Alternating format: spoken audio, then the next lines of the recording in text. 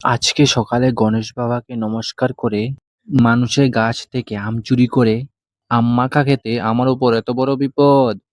গণেশ বাবাকে নমস্কার করে আজকে দিনটা এইভাবে শুরু করি।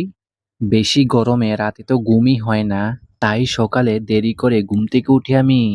তারপর টুজি আমার শরীরটাকে একটু গরম করি। তারপর পদ্ম ফুলের পাপড়ি দিয়ে সুন্দর মুখটাকে ধুয়ে নিই, কিন্তু দু হাতে জুড়েও সুন্দর হতে পারলাম না। আর আজকে সকালে আমার পেট পূজা ম্যাগি দিয়ে শুরু করি। তারপর আমি এই রৌদ্রের মধ্যে আমার মেশিন নিয়ে জল সিঁচতে মানুষের এখানে এসে পড়ি। এই সামনেতে দেখছো বড় ক্ষেতটা, এটাই কিন্তু আমি আজকে জল সিঁচিয়ে বুড়িয়ে দেব। তারপর আমি এই গরমে অন্য মানুষের আম বাগানে এসে পড়ি। তারপর আমি গাছ থেকে আম পেড়ে নিই কিছু। আর দেখেছো কত বড় বড় আম, দেখেছো কত সুন্দর সুন্দর আম। বন্ধুরা কি প্লিজ কমেন্টে জানাবে এই আমগুলির নাম কি। তারপর আমরা আমগুলিকে ছুলিয়ে সুন্দর করে কুচি কুচি কেটে নিচ্ছি চাকু দিয়ে। আর বন্ধুরা আমি কিন্তু বেশি আম পারিনি, কারণ মালিক আসলে কিন্তু আমাকে লস্তিও রাখবে না।